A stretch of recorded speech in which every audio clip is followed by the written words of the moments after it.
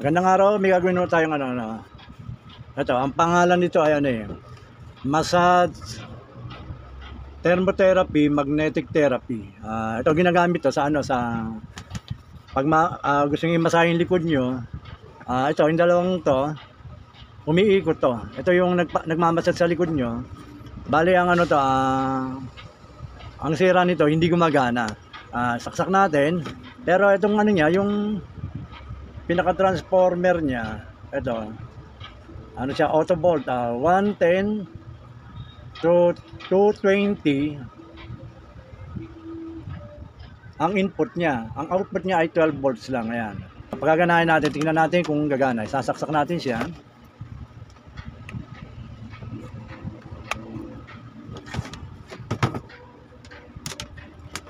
Ito yung pinakasaksakan niya. Ito yung niya, yung on and off. Tingnan natin kung gagana. Ayun, ay umikot. Hindi siya pinapasukan ng voltahe sa loob. Ito, ang gagawin natin muna, ito yung pinaka-transformer niya, yung power supply. Voltage reading natin kung may may kuryente siyang 12 volt. Ito, ilalagay natin to sa DC. Yan, DC 50 volt. Kasi siya 12 volt eh. Ito, kung sa 10 mababa. Itong 12, itong 50, ayan, normal yan. Sakop niya yung yung 12 volt.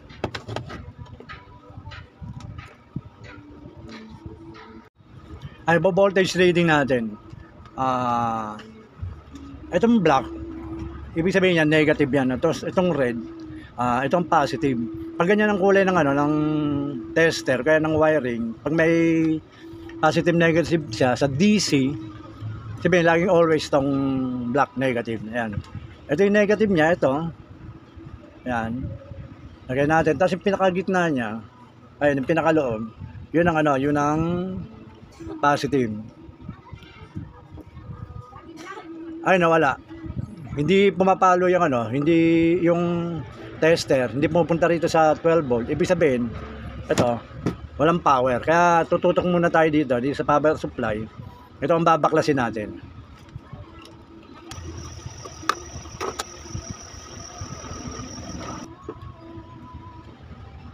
Bale, ito ang yung mga pyesa niyang nasira. Ito. Pumutok na yung pinaka-IC niya, nag-crack na siya. Tapos ito, nangitim na yung resistor niya. Putok na rin. Tapos ito, bale ang papalitan dito, itong IC, resistor, tsaka itong diode na to, namuti na. Ayan. Bale mangyayari dito, basta mga ganito kasing pyesa, mga ganyan katulad ito, yung number niya, mga ganito, hindi ka basta-basta makakuha na rin ng ganito mga IC regulator na to na ganito kaliliit. Bale, ang gagawin na rin natin, pabibili natin yung may-ari ng bagong transformer ng model niya, pang 12 volts siya. Ito, meron tayong transformer, ayan 110 to 20 ang input niya, ang output niya ay 12 volts din. Yan. Ito, susubok natin to. Titingnan natin kung siya, kung gagana siya.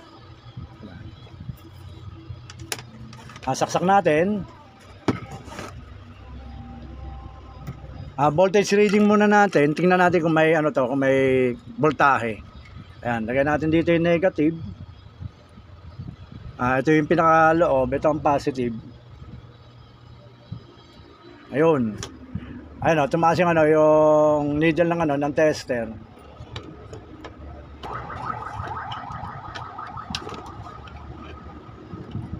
Ayan, tumaas yung yung pinaka needle ng tester.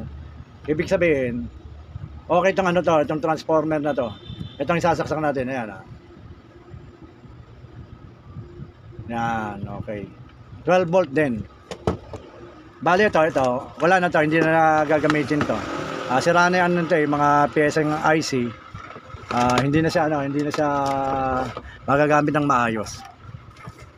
Nasaksak natin. Pindutin natin tong on. Ayun. Umikot na siya. Itong dalawang bilog na to. Ito yung nagmamasahe ng likod natin para ma-relax tayo. Pindutin natin ulit itong on. Ayun, nagkaroon siya ng ilaw. Gumagana pa rin siya, tapos may ilaw siyang kulay red. Yun, off. On. Wala siyang ilaw. Sa pang on, pindot sa on. Ayun, may kulay red siya. Yan pag gumana na siya, ganyan ang forma niya. Off natin. Bali ang gagawin natin babaklasin natin 'to. Titingnan natin yung loob kung ano yung mga piyesa niya rito sa loob. Punutin natin.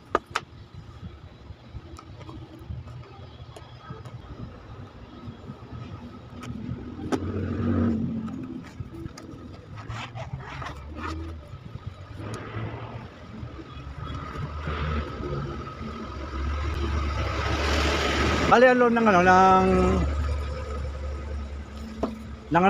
massage therapy na to. Ito, may dalawang bilog siya rito. Tapos ito yung pinakamotor niya. Ito nagpapagana sa kanya para ito umikot ng sabay. Saksakuli natin.